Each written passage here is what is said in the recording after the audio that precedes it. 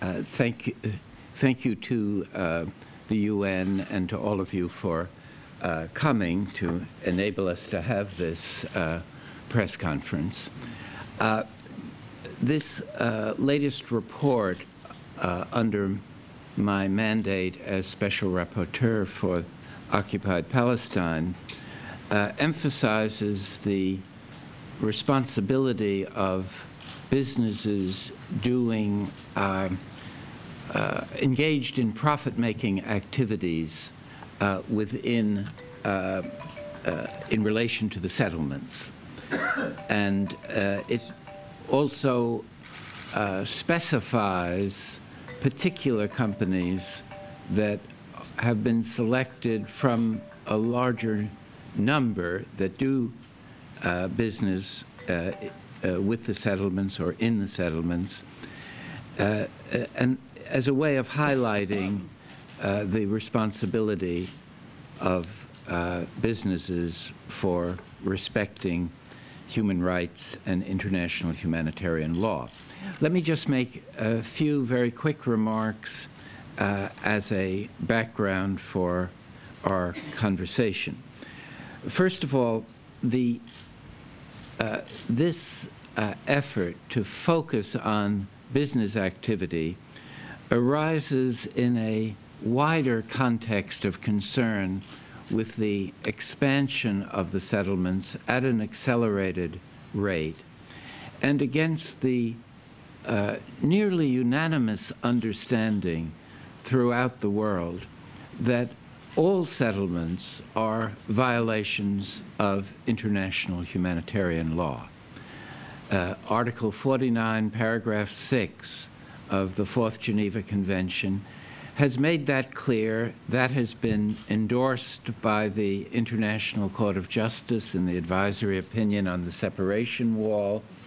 It has also been endorsed by the EU as recently as this morning in the General Assembly discussion. And it had represented the view, earlier at any rate, of the United States government.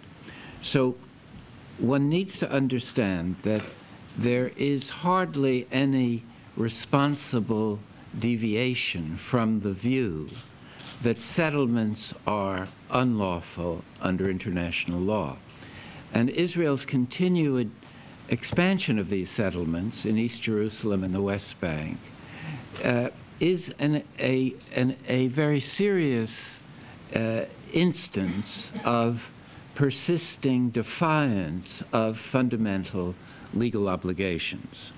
And it is correlated with a refusal to cooperate with UN procedures that are attempting to assess the violations and to get as accurate a view as to the extent of settlement activity, as to the increase in settler violence that has been directed against Palestinians living, especially nearby to the settlements.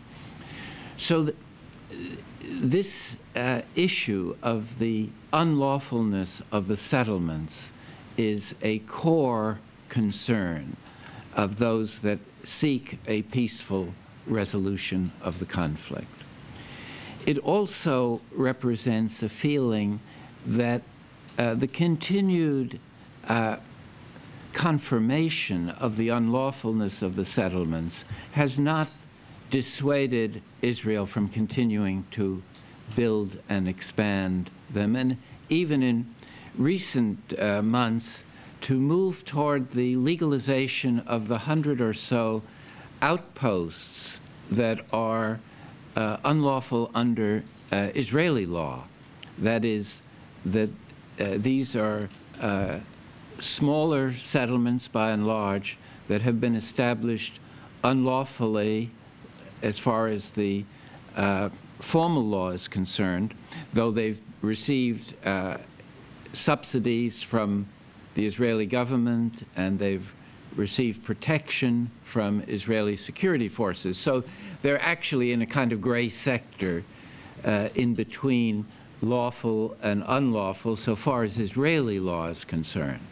They're clearly unlawful from an international law point of view, and that has been confirmed even during the Bush presidency at the Annapolis meeting of the parties that was trying to move the roadmap forward. And one of the obligations that was accepted by Israel at the time was the disbanding of these unlawful outposts.